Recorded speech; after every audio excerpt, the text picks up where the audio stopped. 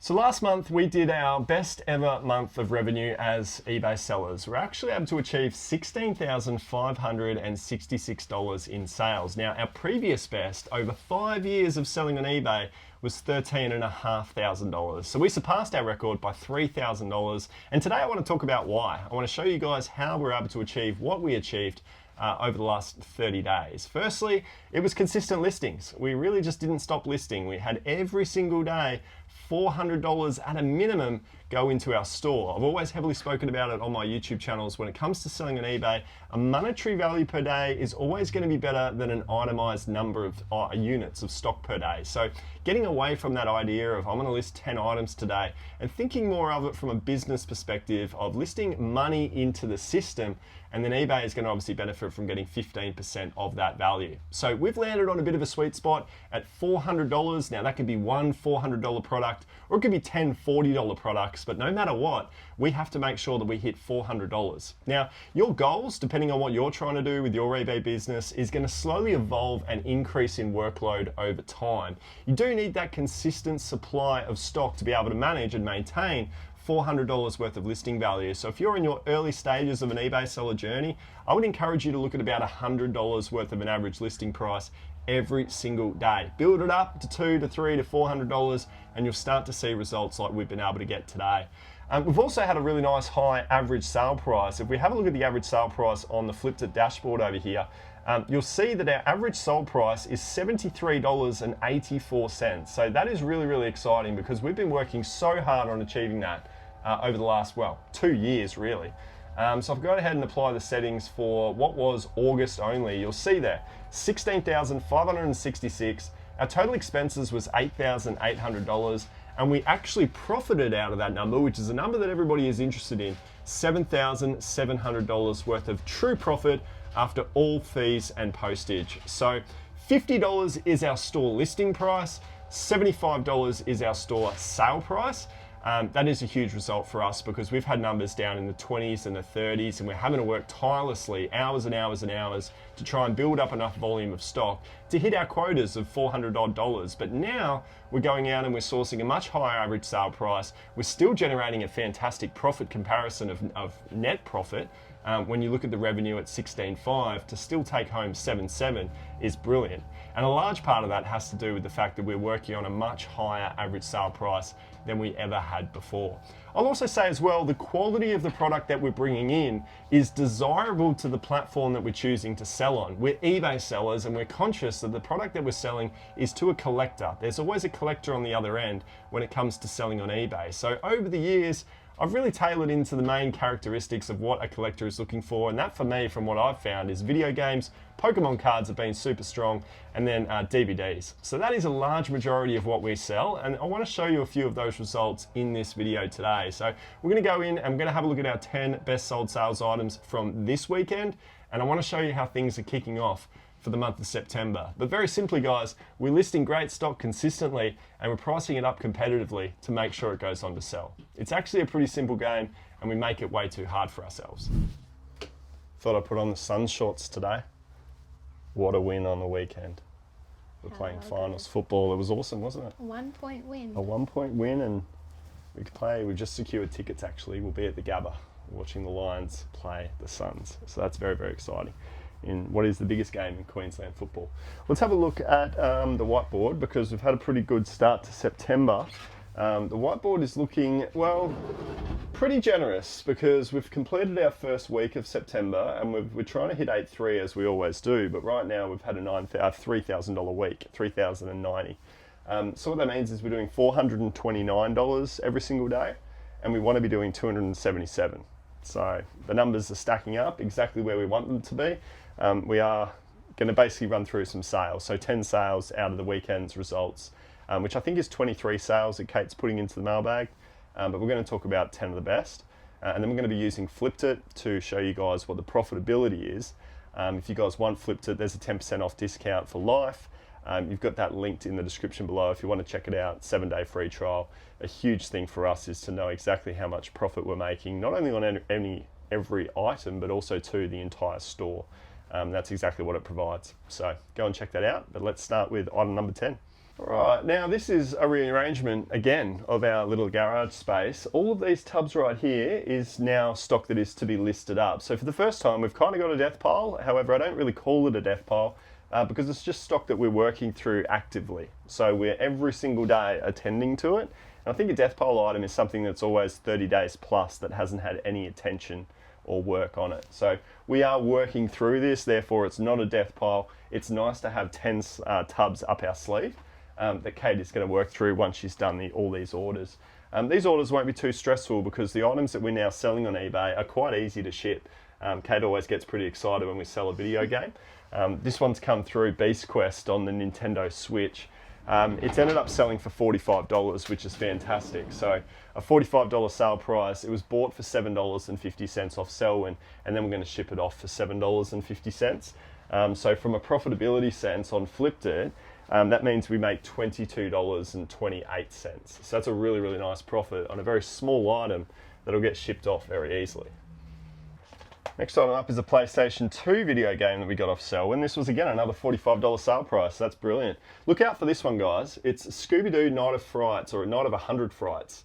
On the Sony PlayStation 2. The best thing about this is that all of our games are very clean with their discs, and all the discs are obviously in great condition. So for collectors out there, they definitely do pay attention to that sort of thing when it comes to buying games. If yours is a little bit cruddy, $45 quickly becomes $40, and then you price match to get it to go on to sell. So pricing really is everything. These prices at $45 are very competitive. They're by no means the highest prices on eBay, but they're also not the lowest prices. Kate does a lot of work to try and make sure that we get a really competitive price, but also don't sacrifice on profit. So I want you guys to be spending a lot of time on your pricing, because I think that's the biggest way to improve, or at least quickly improve, your eBay business. So go through methodically every single one of your listings and have a look and see, am I priced competitively with the competitors that I'm up against? You'll often find, and I can probably assume, that a lot of your listings just will be completely out of price. And you're gonna have to go in and change that. Really quick way to get some good results. But Scooby-Doo, this one here on a profitability sense got us $22.28 because it was the exact same situation as Selwyn. We sold it for the same price, bought it for the same price, shipped it for the same price, $22.28. We have a large amount of Pokemon cards down here, guys, and these are our holographic cards that we are still selling. So we've got a large amount of jungle cards here. We've got a Kangaskhan, we've got a Clefable, we've got a Vaporeon, a Venomoth, and then we've got some base set 2. We've got the Chansey, we've got the Clefairy, the Hitmonchan, the Magneton, some really, really nice cards. We've got the Poliwrath, the Scyther, the Wigglytuff. So if any of you guys want vintage Pokemon, basically what I'm trying to say is I've got them.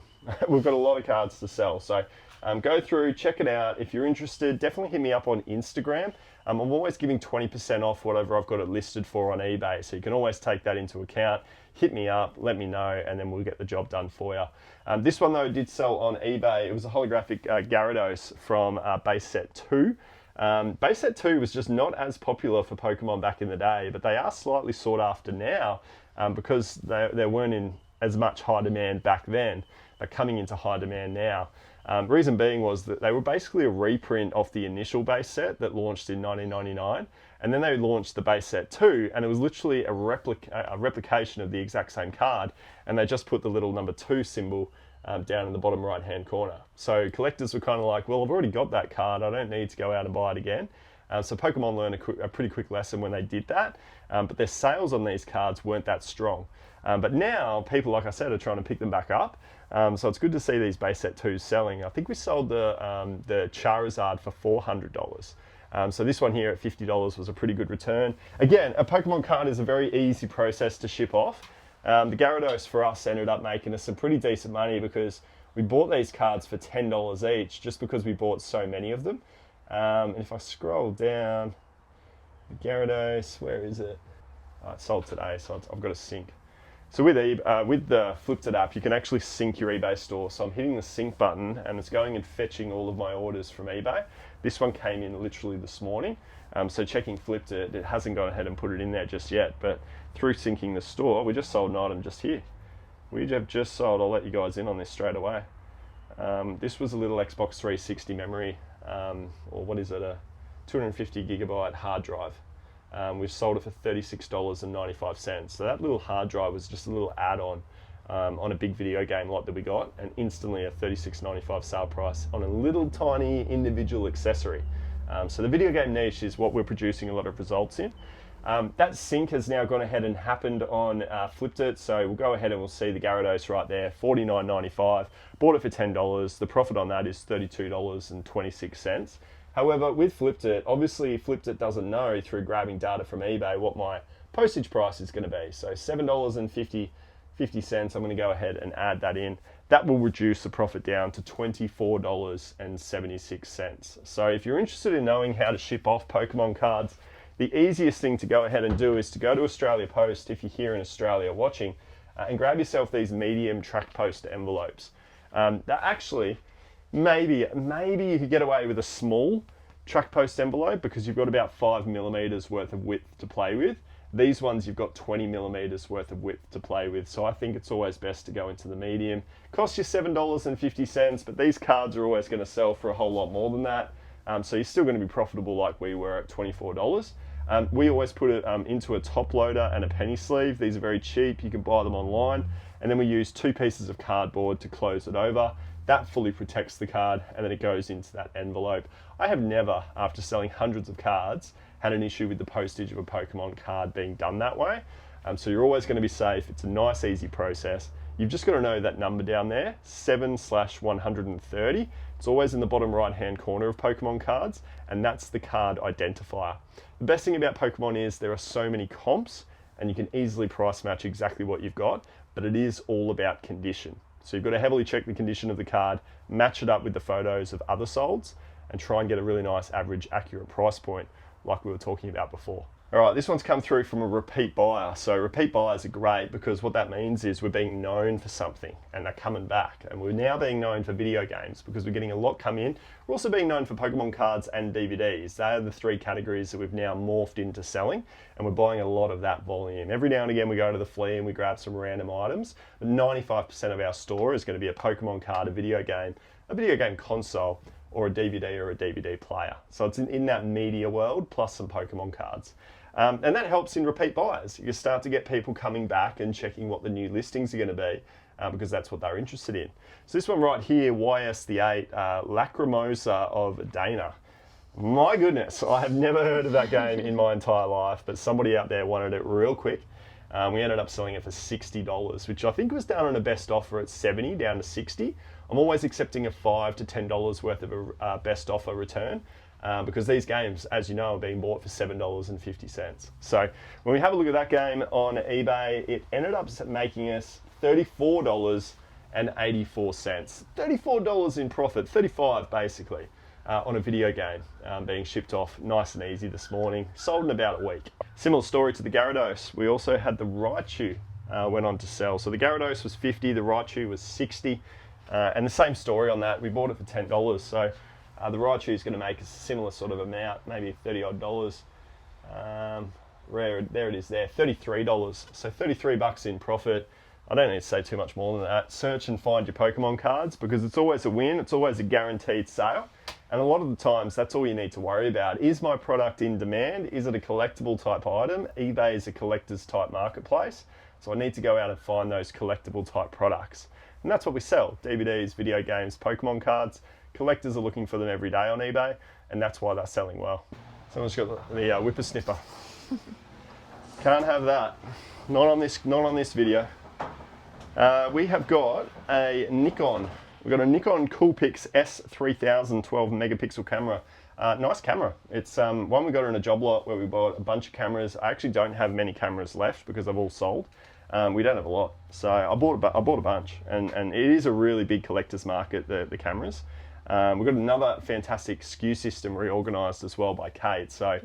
We've got tub numbers 1 through to 20 all ordered out, and then right here we've got tub number 21 all the way down to tub number 40. So if anybody's curious about these shelves, Apple Shelving is where we bought it. It's about $180 a rack, so it actually only cost us $360. And then we went out and bought these tubs for $7 each. So 7 fours are 28, $280 in tubs, and then 180 there. So what's that? 460. $460 for this entire setup of housing your inventory. You could build a really profitable eBay business on that $500 worth of storage. So really, really cool. $62 camera sale here. Again, very compact and small. These are items you should be selling if you're starting out on eBay especially. We're going to go ahead and put this one into an extra small pad of mailer, which I'm buying and using a whole lot more of nowadays. I think, do you know what that costs to send off? It depends where. Yeah, it's about $7. Yeah. About $7 to send that off. So that's a really nice sale, $62, and definitely something I want to buy more of if I can. It's just that we don't have any contacts for cameras out there at the moment. So if we can find more contact suppliers, for cameras, then we'll definitely keep buying them. Now we've been experimenting with just trialing video games in their lots. So we've got a Ratchet and Clank here. We've got Ratchet and Clank 3, Gladiator, and also number 2, Locked and Loaded. So because they're sort of the same series with the same console, we just thought we'd trial a listing of, unfortunately, undercutting a little bit, because when you do a bulk listing, you can never just get the maximum individual price. So that's what a lot of beginner sellers will get into the trouble of, pricing up way too high. We do bulk video games at $4, but some of those games could sell for $18. So these games might be worth $30 individually, but we ended up listing them up for $75 because that's about $25 a game. We took a best offer for $70. So that means these 3 games are selling for like $22.50 on average, basically, per game, which is still okay. That's not too bad. And I didn't know whether or not we'd get a faster sell-through rate doing it like this or individually doing it. But we are winning out on the postage side of things because it's going into one small pad of mailer for that $7 postal rate. So having a look on Flippedit for that one, I think it was actually a fairly decent profit. Ratchet and Clank, I'll add, $22.50. Oh, I did get it right. So the profit on that for Ratchet and Clank is $26.78. So I don't know what the numbers would have been if we tried to maximize full price, but at the end of the day, we've got so many games. It was just nice to see it sell really quick. So ultimately, you can do it either or, from what I've seen. Video games just sell no matter what. Nintendo Switch game off Selwyn. This was a good one. This is Wonder Boy, the Dragon's Trap. So Nintendo Switch is just a really great console to be selling, guys. I do, though, have a concern. Oh, no. So this is a good one because... Yeah, it had everything. Yeah, I saw the title and then I was like, how does this all fit into a Nintendo Switch case? But it's all in there.